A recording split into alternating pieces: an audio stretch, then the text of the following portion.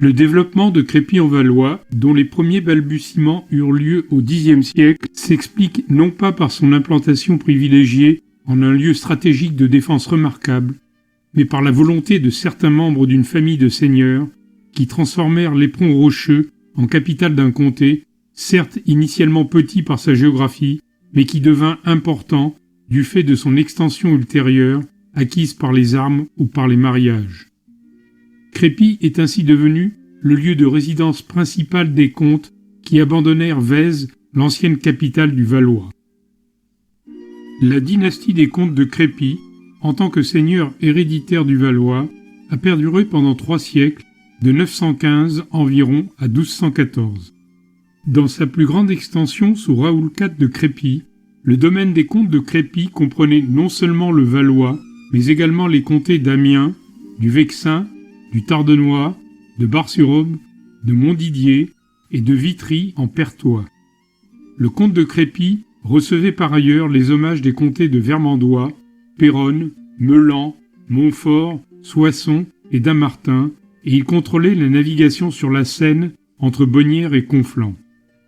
Le domaine du comte de Crépy était d'une étendue comparable ou supérieure à celui des Capétiens, qui possédaient quant à eux un territoire long mais étroit, s'étendant de Compiègne à Orléans, en passant par Senlis et Paris.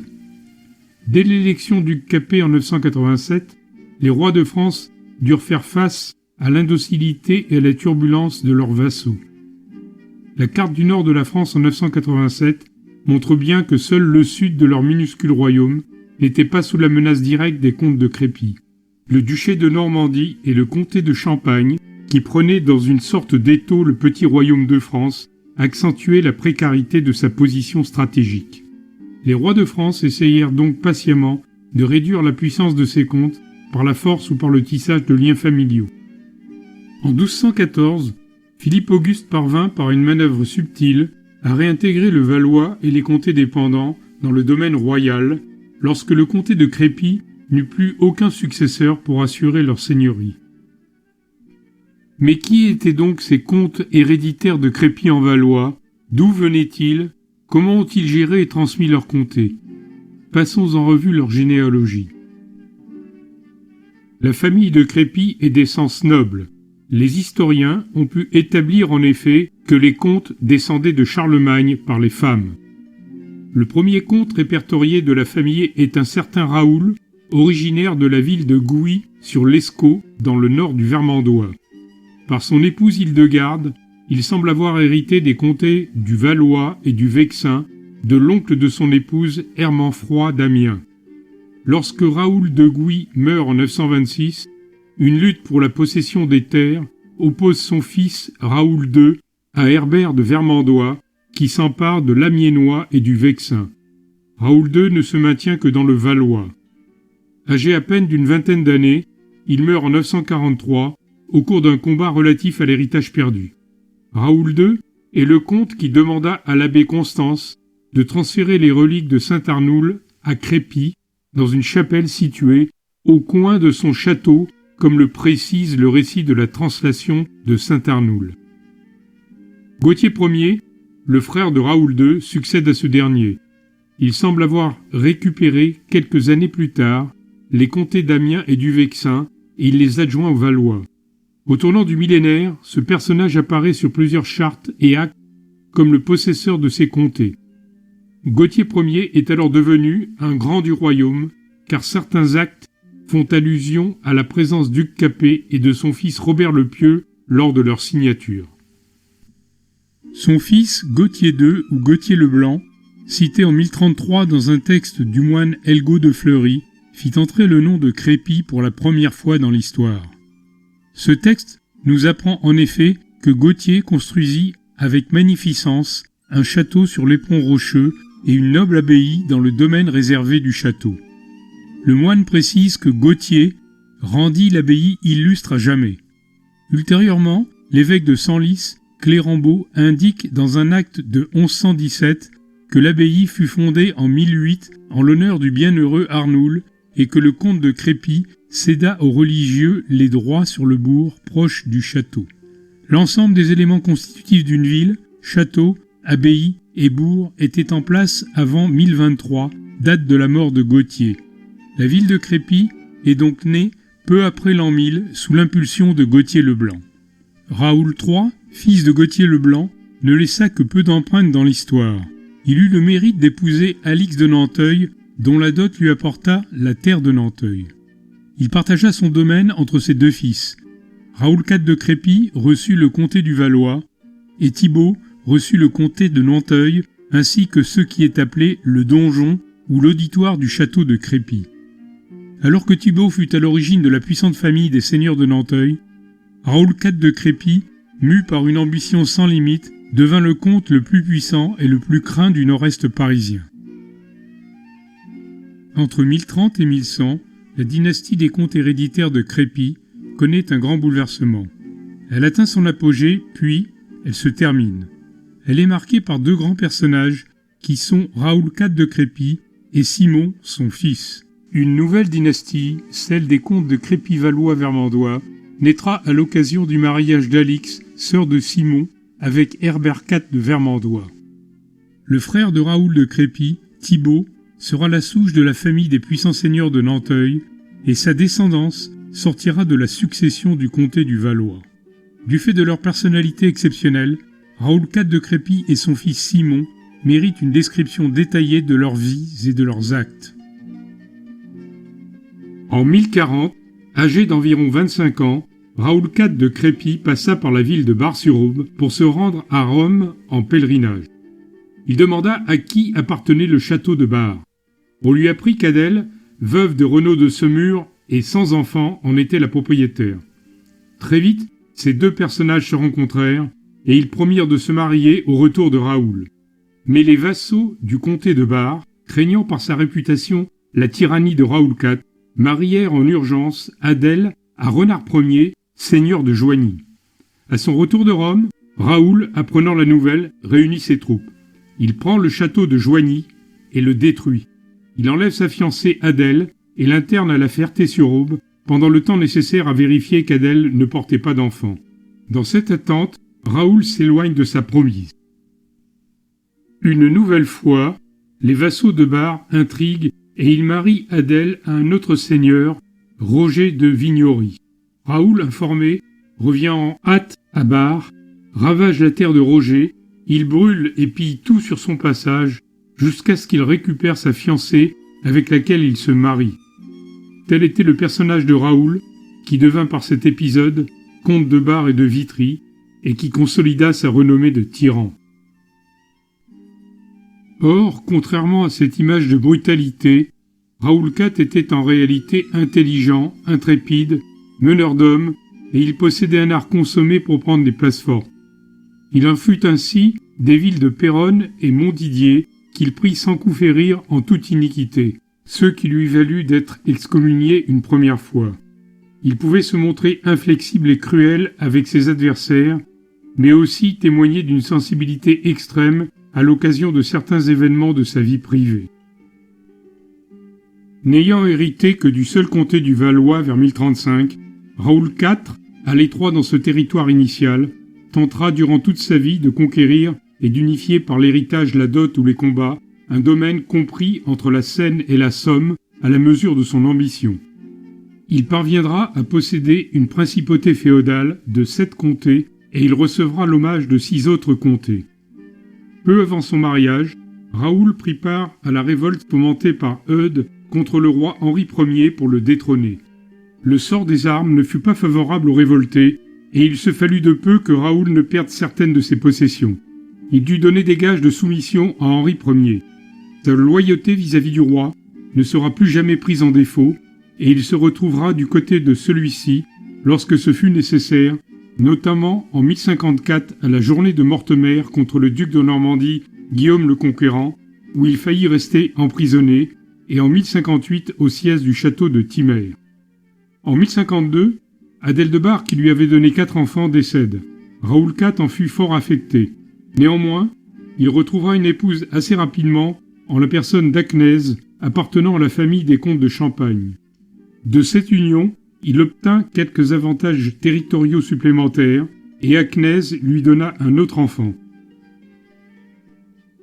Mais Raoul IV de Crépy se signalera et restera dans l'histoire comme étant l'homme qui enleva et qui épousa Anne de Kiev, la veuve du roi de France Henri Ier. Qui était donc cette Anne de Kiev ? Remontons légèrement le temps. En 1040, le roi Henri Ier, marié déjà plusieurs fois, devint veuf de Mathilde de Frise. Il n'avait pas pu avoir encore un héritier. Traumatisé par les ennuis de son père Robert II le Pieux, excommunié pour avoir épousé Berthe, une proche parente, Henri Ier ne voulait pas braver l'interdiction papale de mariage avec une personne ayant un lien de parenté inférieur au 7e degré. Son veuvage dura près de 10 ans, car les liens entre les familles des cours d'Europe occidentale l'empêchaient de trouver une épouse potentielle sans lien héréditaire. Las, il se résolut d'envoyer une délégation en Ukraine pour demander la main d'une jeune princesse dénommée Anne, dont la réputation de beauté s'était répandue dans toute l'Europe de l'Est. Le grand-père d'Anne, Vladimir le Grand, avait conquis un immense territoire le long du fleuve Dniepr et il adopta la religion orthodoxe, ce qui lui valut d'être considéré comme le fondateur de la Sainte Russie. Son fils, Yaroslav le Sage, dirigea la Russie kiévienne qui atteignait alors son acmé. Anne était l'une des filles de Yaroslav le Sage et d'une princesse suédoise. Du point de vue religieux, le grand schisme entre l'Église catholique romaine et l'Église orthodoxe de Byzance n'avait pas encore eu lieu. Anne, chrétienne non schismatique et issue d'une famille régnante, était donc digne d'épouser le roi de France. Raoul IV de Crépy fut mandaté pour accueillir la princesse en France. Le mariage d'Anne et d'Henri Ier fut célébré à Reims le 14 mai 1049. De cette union naquit enfin 3 fils, Robert, mort jeune, Philippe Ier qui devint roi de France et Hugues qui devint par alliance un proche des comtes de Crépy.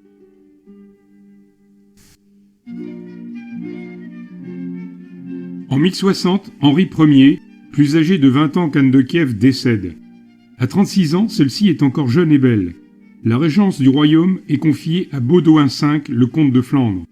Or, la cour réside très souvent à Senlis, non loin de Crépy. Raoul lui rend visite couramment et il devient un des personnages les plus influents du royaume. Il y rencontre donc souvent Anne de Kiev. Il semble que petit à petit, des liens d'affection se soient tissés entre ces deux personnages. En 1061, poussé par sa témérité légendaire, Raoul se comporte conformément à son habitude. Il se rend à Senlis, enlève Anne de Kiev au cours d'une partie de chasse et la conduit à Crépy où il l'épouse. Il répudie sa femme Acnèse avec le facile prétexte de l'adultère. Mais Acnèse n'accepte pas cette situation. Elle se rend à Rome et elle porte plainte auprès du pape Alexandre III. Après enquête de Gervais, archevêque de Reims, le pape excommunie Raoul de Crépy et Anne de Kiev. Le scandale est énorme. Mais cette situation délicate ne perdura pas trop longtemps car Acnèse décéda rapidement. Philippe Ier, qui devint roi de France, comprit très vite que Raoul de Crépy, du fait de sa puissance et de son expérience, pouvait l'aider grandement dans sa lutte contre les comtes indociles menaçant l'existence de son royaume. À cette époque, la présence quasi continuelle de Raoul à la cour transparaît à travers les diplômes royaux. En 1074, Raoul de Crépy, toujours excommunié, s'éteint à Péronne en ayant demandé de se faire enterrer en l'église de la ville de Montdidier, qu'il avait prise de façon unique les armes à la main. Auparavant, en 1072, il eut la douleur de voir son fils aîné Gauthier mourir en luttant pour défendre la couronne de France. Ce fut donc son puîné, Simon, qui devint le comte de Crépy. Simon de Crépy était le fils de Raoul IV et d'Adèle de Bar. Lorsque sa mère décéda, Simon était âgé d'environ 5 ans. Il fut élevé à la cour de Normandie par une parente, la duchesse Mathilde de Flandre, femme de Guillaume le Conquérant, duc de Normandie. À bonne école, intrépide, il s'y distingua dans l'art de la chevalerie. Il se présentait donc comme un digne descendant de Raoul IV. En 1072, Gauthier, son frère aîné, meurt au combat près de Reims. Du statut de descendant digne de Raoul IV, Simon passa à celui de digne héritier de ce dernier. Du temps où son père partagea la vie d'Anne de Kiev, la reine douairière, il noua des liens d'amitié avec Philippe Ier, dont il devint presque un frère aîné. Mais Philippe Ier, durant cette période, prit probablement ombrage de la puissance des comtes de Crépy, et après la mort de Raoul IV, il crut propice de prendre les armes contre Simon pour récupérer les terres du comté de Valois, pensant que la jeunesse en ferait un adversaire facile. En 1075, Barthélemy de Beaufort, qui avait épousé Éléonore, la seconde sœur de Simon, s'allie à Philippe Ier et il s'empare des terres de Vitry en Perthois et de Bar-sur-Aube. De son côté, le roi de France envahit, au nord du Valois, l'Amiénois, une des terres de Simon. Celui-ci délaissa Barthélemy de Beaufort pour se porter au devant du roi et il ravagea ses terres. Tout en se battant pour défendre ses possessions, Simon se posait intérieurement des questions sur la vanité de la possession humaine en se remémorant les actes de son père Raoul IV, mort excommunié, qui s'était emparé par usurpation de la ville de Montdidier dans laquelle il était enterré. Simon consulta le pape Grégoire VII pour que celui-ci définisse la conduite à tenir en de telles circonstances. Le pape répondit qu'il fallait enlever le corps de Raoul IV de la ville de Montdidier et le faire transférer dans une ville qui lui appartenait de droit. Mais la guerre continuait, provoquant des ravages considérables aux populations et aux terres. Pendant une trêve, Simon se rendit en pèlerinage pour visiter le sanctuaire de Pierre et Paul à Rome, où il rencontra Grégoire VII, qui lui donna l'absolution pour ses fautes et qui lui conseilla de défendre ses biens contre Philippe Ier. Lors de son retour en France, Simon fut placé par le pape sous l'autorité morale de Hugues de Semur, qui présidait l'ordre de Cluny, ce qui influença grandement son comportement ultérieur. À son retour, les hostilités reprennent sans décider d'un vainqueur. Finalement, en 1076, les deux camps se concertent et une paix est signée en 1077, au terme de laquelle Simon, qui s'est brillamment défendu, conserve son héritage. Étant redevenu l'un des plus beaux partis de France, Simon est sollicité. On lui destine la fille d'Aldebert II, comte de la Marche. Simon feint d'y consentir et l'on fixe le jour de la cérémonie. De retour à Crépy, il reçoit un message de Guillaume, le duc de Normandie, qui lui demande de le rencontrer toute affaire cessante. À l'arrivée de Simon, Guillaume lui propose la main de sa fille, mais Simon prétexte ses liens de parenté avec la famille de Guillaume et, pour différer sa décision, il demande que cette question soit examinée par le pape. Dans les deux propositions d'alliance, l'examen de la carte de France de l'époque montre leur intérêt stratégique évident vis-à-vis du royaume de France, notamment celle du duc de Normandie qui venait de conquérir l'Angleterre. La date du mariage promis s'approchant, Simon se rend dans le comté de la Marche. La veille de la cérémonie, il convainc la fille d'Aldebert, sa future épouse, de renoncer aux vanités du monde en entrant dans les ordres. Pendant la nuit, la jeune fille s'enfuit et elle s'enferme volontairement au couvent de la Chaise-Dieu en Auvergne. Le mariage est annulé. Alors Simon prépare méticuleusement sa conversion. Comme l'avait indiqué le pape Grégoire VII, il fait transférer la dépouille de son père Raoul IV de la ville de Montdidier à l'abbaye Saint-Arnoul, qui joue le rôle de nécropole des comtes de Crépy. L'exhumation du corps de Raoul IV donne lieu à un spectacle misérable qui conforte Simon dans sa décision du renoncement. On assiste au démembrement du comté de Crépy.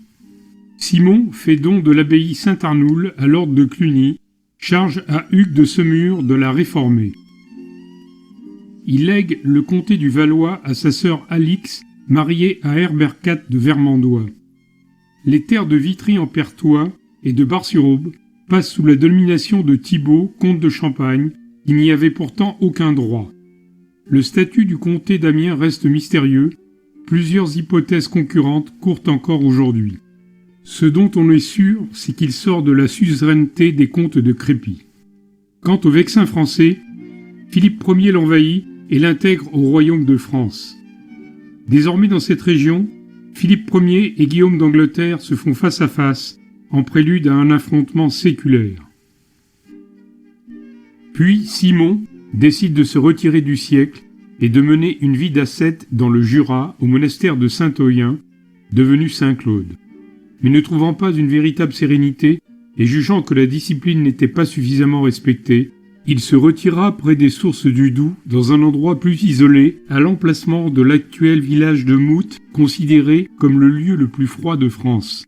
Avec quelques compagnons, il y construisit un ermitage composé de quelques maisons.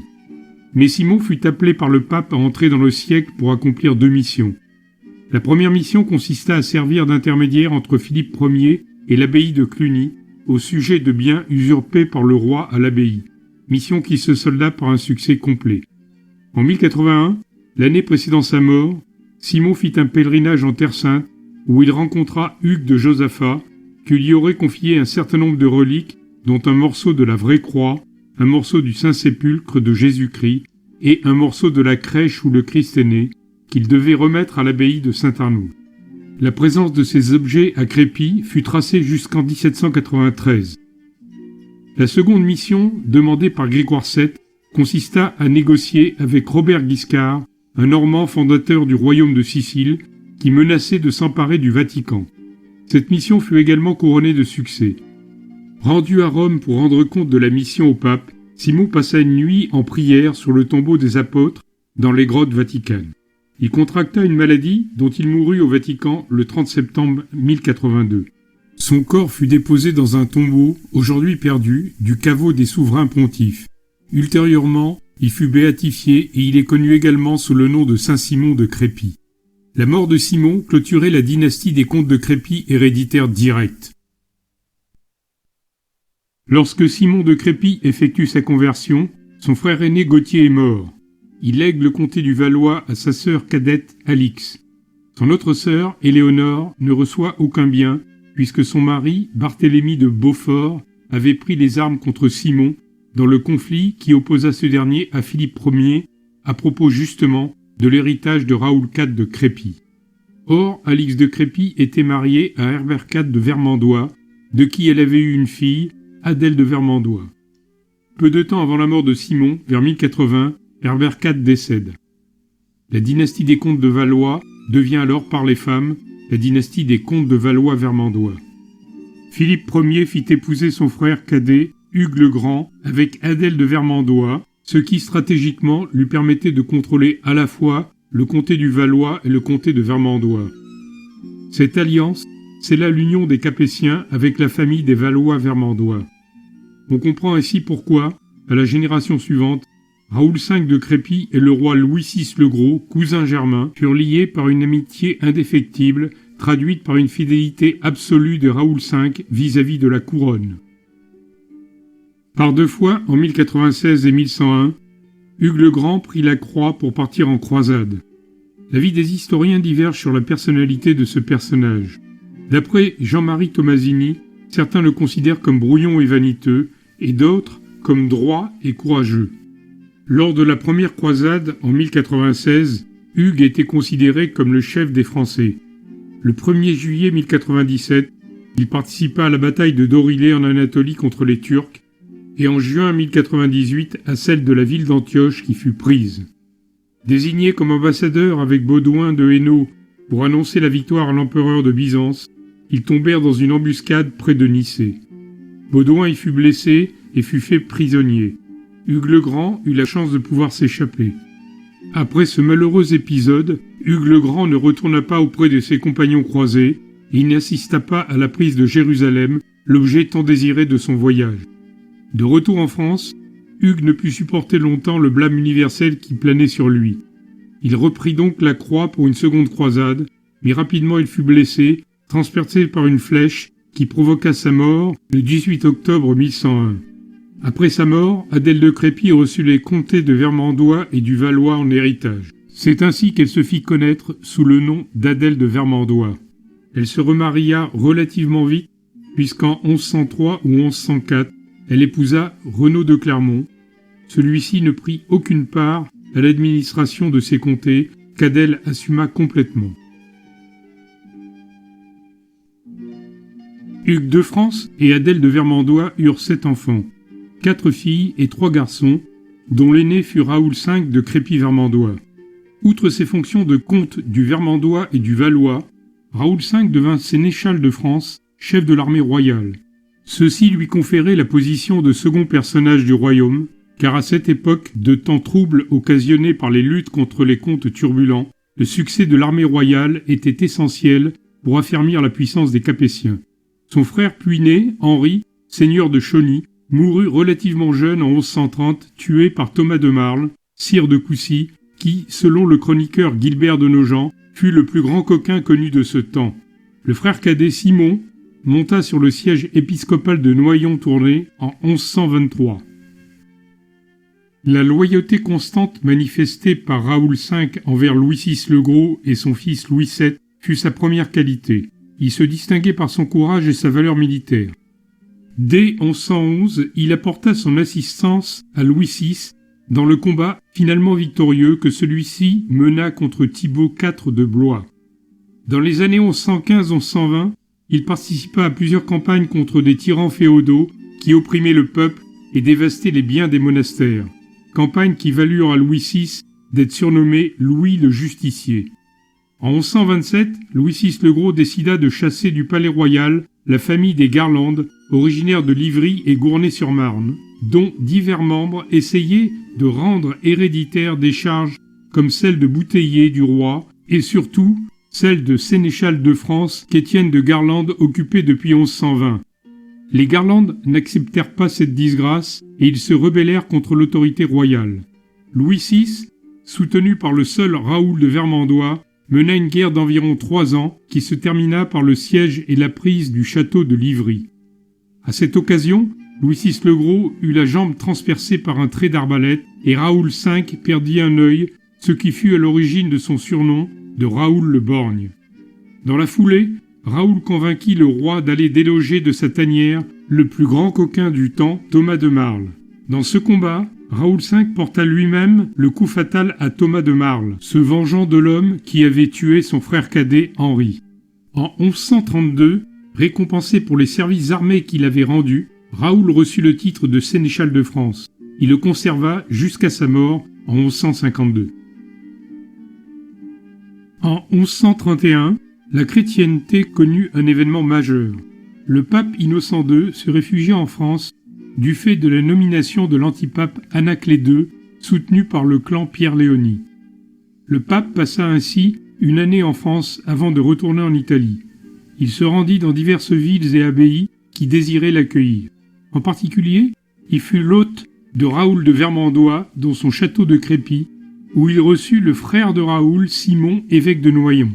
Il intercéda en sa faveur par des lettres qu'il envoya aux archevêques de Rouen et de Sens pour aider à la réparation de la cathédrale de Noyon qui venait de subir un incendie.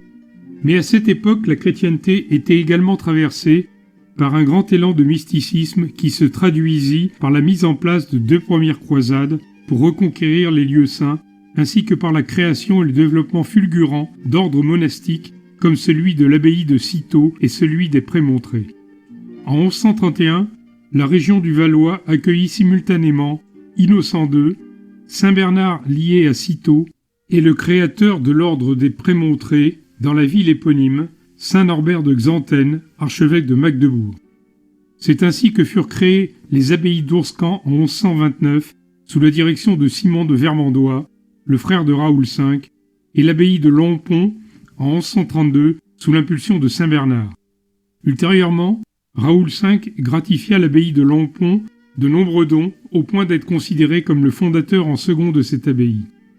Le comte Raoul fonda en 1131 l'abbaye Prémontrée de Lieu restauré entre Crépy-en-Valois et Villers-Cotterêts. Il fut également un grand donateur à l'abbaye Saint-Arnoul qui dépendait de l'ordre de Cluny. C'est en ce prieuré qu'il fut enterré comme nombre de ses ancêtres. Pierre le Vénérable, l'abbé de Cluny, rendit un hommage vibrant à Raoul qui fut un grand ami et bienfaiteur de la Sainte Église de Cluny. Dans un autre domaine, Raoul V fit bâtir l'hôtel de Vermandois à Senlis, qui est actuellement la plus ancienne maison répertoriée dans cette ville. En 1137, peu avant sa propre mort, dans son château de Béthisy, Louis VI apprit le décès de Guillaume X d'Aquitaine, qui, dans ses dernières volontés, souhaitait que sa fille Aliénor d'Aquitaine épousa son fils Louis VII. Louis VI se montra très favorable à ce mariage, qui eut lieu à Bordeaux en juillet 1137, en l'absence du roi qui mourut au mois d'août suivant. Stratégiquement, le mariage représentait un grand succès pour le royaume de France, qui voyait son domaine d'influence s'étendre significativement vers le sud-ouest. Raoul V, qui s'était déplacé à Bordeaux, y rencontra Péronnelle, ou Pétronille, la sœur d'Aliénor d'Aquitaine. Il fut alors épris d'un violent amour pour cette jeune fille charmante de 14 ans, alors qu'il avait lui-même dépassé la quarantaine. Il décida de la prendre pour épouse. Auparavant, il lui fallait se séparer d'Éléonore, sa femme, nièce de Thibaut de Champagne. Il évoqua un lien de parenté inférieur au 7e degré et il soumit le cas au jugement de 3 évêques.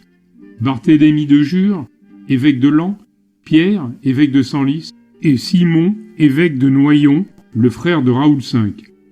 Ceux-ci annulèrent le mariage. Raoul V répudia sa femme et il épousa Pétronille sur le champ, comme du temps de son arrière-grand-père Raoul IV de Crépy, qui épousa Anne de Kiev. Le scandale fut énorme. Les nouveaux époux s'attirèrent les foudres de Saint-Bernard, un proche de Thibaut de Champagne, qui, lui-même, porta plainte auprès du pape Innocent II. Raoul V de Vermandois et Pétronille furent excommuniés. Bien que leur jugement ne fût entaché d'aucune partialité, les évêques furent suspendus de leurs fonctions. Ultérieurement, Simon, l'un des juges, frère de Raoul, mourut à Séleucie en 1148 lors de la deuxième croisade. Louis VII, lui-même excommunié pour être intervenu dans la nomination de l'évêque de la Châtre, prit la défense de Raoul V et il porta le fer avec son sénéchal contre Thibaut de Champagne. Cette guerre très dure fut marquée par l'épisode malheureux de l'incendie de l'église de Vitry, où périrent un grand nombre de personnes qui s'y étaient réfugiées. En 1144, le nouveau pape Célestin II se montra plus conciliant que son prédécesseur Innocent II. Mais devant le refus de Raoul V de se séparer de Pétronille, il fallut attendre la mort d'Éléonore de Champagne, son épouse officielle, en 1149 pour apaiser les esprits. Cet épisode explique en partie la motivation de Raoul V sur le chemin de la rédemption pour dispenser des dons et des bienfaits très importants aux ordres monastiques. Après avoir assumé l'intérim de Louis VII, parti en croisade avec l'abbé Sugère, Raoul V de Vermandois s'éteignit en 1152 au terme d'une vie marquée par sa fonction de sénéchal qu'il occupa pendant près de 20 ans et par ses combats contre les grands féodaux. À ce titre, il mérite bien le surnom de Raoul le Vaillant, dont il fut affublé en parallèle à celui de Raoul le Borgne. De sa femme, Éléonore de Champagne, Raoul V de Valois eut 2 enfants. Le premier, dénommé Raoul, qui devint Raoul VI de Valois, et le second, une fille appelée Élisabeth, qui épousa Philippe d'Alsace, le comte de Flandre. Il eut également une autre fille avec Pétronille d'Aquitaine, dénommée Éléonore, qui épousa Godefroy d'Ostrevent. À la fin de sa vie, Raoul V avait reconstitué par ses actions de sénéchal un vaste territoire, presque aussi grand que la Picardie, où sa suzeraineté s'exerçait. Raoul VI de Crépy reçut donc un héritage conséquent et on le maria à Marguerite, la sœur de Philippe d'Alsace. Mais ce mariage ne fut jamais consommé, car Raoul VI fut frappé très rapidement par la lèpre. C'est ainsi qu'il fut surnommé Raoul le lépreux. N'étant pas placé à l'isolement, comme tous ceux qui, à l'époque, attrapaient cette maladie, il continua à gérer ses possessions. Sa santé déclinant, Raoul VI associa son beau-frère Philippe d'Alsace à la gestion de ses territoires. Raoul VI mourut vers 1167 sans avoir eu d'enfant. Il laissait ses terres à sa sœur Élisabeth, ce qui contribua à renforcer la puissance de Philippe d'Alsace, déjà comte de Flandre. Manifestement, Philippe d'Alsace devenait un rival dangereux des rois de France, autant que le roi d'Angleterre Henri II Plantagenet, qui par ailleurs était son cousin, et qui était de son côté suzerain de la Normandie et de l'Aquitaine, une possession de sa femme, Aliénor d'Aquitaine. Afin d'éviter au royaume de France d'être pris dans une tenaille, Louis VII mit tout en œuvre pour détourner Philippe d'Alsace d'une alliance avec Henri II. Il fut à l'origine du mariage entre Philippe d'Alsace et Élisabeth. Ce dernier devint le tuteur du jeune Philippe, le fils de Louis VII, qui régnera sous le nom de Philippe Auguste, et épousa Isabelle de Hainaut, la nièce de Philippe d'Alsace. Mais en 1182, Élisabeth mourait alors qu'elle n'avait pas d'enfant. Il se posa donc le problème de l'attribution de l'héritage du Valois, du Vermandois et des autres propriétés que son frère Raoul le Lépreux lui avait léguées. Une bataille pour la dévolution de ces territoires s'engagea entre 3 acteurs. Philippe d'Alsace, qui ne détenait pas les terres d'Élisabeth, prétexta une donation viagère que sa femme lui aurait accordée pour le revendiquer. Éléonore, la demi-sœur d'Élisabeth, revendiqua également l'héritage en raison de ses liens de parenté avec la défunte. Quant à Philippe Auguste, qui gouvernait la France à la place de son père, Louis VII devenu impotent, il tenait à récupérer au moins le Vermandois pour renforcer la défense de son petit royaume contre une attaque éventuelle en provenance du Nord, fomentée par les Anglais, les Flamands et les Allemands, séparément ou sous forme d'une alliance entre eux. Peu après le décès d'Élisabeth en 1182, alors que Philippe Auguste passait un accord avec Éléonore, au terme duquel celle-ci conserverait le Valois, à condition d'abandonner toute prétention sur le Vermandois, Philippe d'Alsace décida d'entamer une lutte armée contre le roi. Les armées des deux protagonistes se confrontèrent et elles se jaugèrent sur le plateau du Valois, quelque part entre Rully et Borin. Mais avant l'affrontement armé, des pourparlers eurent lieu qui aboutirent à un accord où Philippe d'Alsace concédait l'Amiénois et conservait le Valois et le Vermandois seulement à titre de gage. L'armée de Philippe Auguste avait donc dû impressionner le parti flamand. En 1185, Philippe d'Alsace se ravisa et reprit le combat. Son armée avança vers Paris. Dans le même temps, Philippe Auguste, dans un mouvement de contournement, attaqua la Flandre.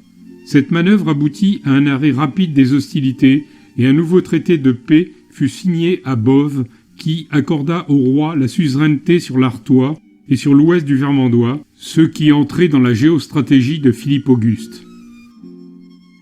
En 1189, les grands seigneurs européens partirent pour la troisième croisade à la suite des conquêtes de Saladin, de la défaite d'Athine et de la prise de Jérusalem par les musulmans. Parmi ceux-ci se trouvait Philippe Auguste et le comte de Flandre Philippe d'Alsace, qui avait lui-même déjà participé à la croisade précédente. En 1191, lors du siège d'Acre, l'armée franque souffrit des conditions de ravitaillement, de la chaleur intense et de la propagation de maladies tropicales comme la malaria et la dysenterie. Elle en fut décimée. Philippe d'Alsace fut compté parmi les morts de cet épisode. Cet événement effaçait le problème rencontré par Philippe Auguste dans la dévolution du Vermandois. Malade lui-même, le roi décida de rentrer en France. Moyennant finance, il trouva un accord avec Éléonore, qui voyait ses possessions réduites aux Valois et à la seule ville d'Amiens. En outre, cet accord incluait la condition que si Éléonore décédait sans descendance, le Valois reviendrait à la couronne.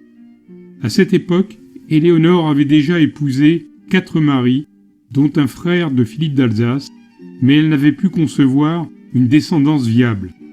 Comme elle vivait depuis 10 ans avec son dernier mari Mathieu de Beaumont, sans avoir enfanté, elle décida de s'en séparer pour stérilité. Elle géra donc seule le Valois de 1192 jusqu'à sa mort en 1213.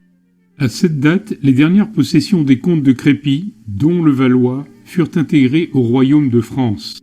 La saga des comtes de Crépy s'achevait. Le destin du Valois devint lié définitivement à celui de la France. Ce que l'on appelle la maison de Valois n'a pas de rapport direct avec la lignée des comtes de Crépy, appelés aussi les comtes de Valois ou les comtes de Valois-Vermandois. Cette maison résulte de la prise de possession du Valois par Philippe Auguste en 1213 et de sa transmission à des membres apanagistes de la famille royale. La dynastie des premiers Capétiens, ou encore les Capétiens directs, s'est interrompue en 1328 lorsque les 3 fils de Philippe le Bel décédèrent après avoir régné sans avoir eu d'enfants viables. Selon la légende, le mauvais sort s'abattant sur les Capétiens serait dû à la malédiction des Templiers qui avaient été persécutés par Philippe le Bel. La succession au trône de France fut alors assurée par la descendance du frère de Philippe le Bel, Charles de Valois, qui détenait en apanage le comté du Valois. Ce comté devint le duché du Valois sous l'impulsion de Louis d'Orléans, le frère de Charles VI le Fou. Au total, la maison de Valois donna à la France 13 rois, dont les 5 rois engagés dans la guerre de Cent Ans. Les plus connus parmi les autres rois furent Louis XI, François Ier, Henri II et Henri III, leur dernier représentant, mort en 1589.